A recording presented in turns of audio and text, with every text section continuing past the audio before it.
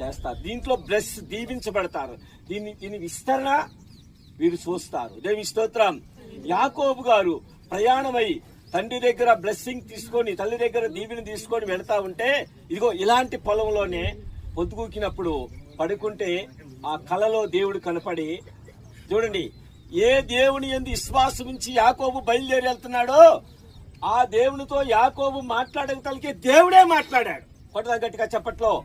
దేవుడు యాకోబుని అన్ని విషయాల్లో దీవించాడు. ముందు చదువుకున్నాం మనం. నువ్వంట పడమటి తట్టుకి, తూర్పు తట్టుకి, ఉత్తరం తట్టుకి, దక్షిణ తట్టుకి వ్యాపిస్తావు. వ్యాపించటం అనేది ఏంటంటే ఈ ఆశీర్వాదం ఎక్కువగా అవటం. దేవి స్తోత్రం. చెప్పలే హల్లెలూయా. ఈ స్థలం ఎలా అనిపిస్తుంది? ఇరుగ్గా ఉందా, విశాలంగా ఉందా? కొట్టని గట్టిగా చెప్పట్లో. హల్లెలూయా. విశాలంగా ఉందా లేదా? దేవుడిచ్చే దేవుని ఇలాగనే ఉంటది.